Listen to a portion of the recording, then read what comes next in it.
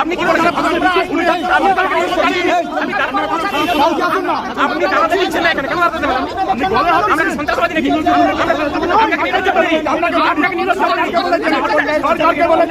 আমরা এসেছি, আগামীকালকে আমাদের সভা আছে, আগামীকালকে আমাদের সভা আছে এবং এখানে নবান্নের বাস স্ট্যান্ডে আমরা পারমিশন চেয়েছি। সুপ্রিম কোর্টে আমাদের লয়াররা বসে আছেন, যদি প্রয়োজন পড়ে আগামীকালকে সুপ্রিম কোর্টের প্রধান বিচারপতির বেঞ্চে আমরা মুভ করব।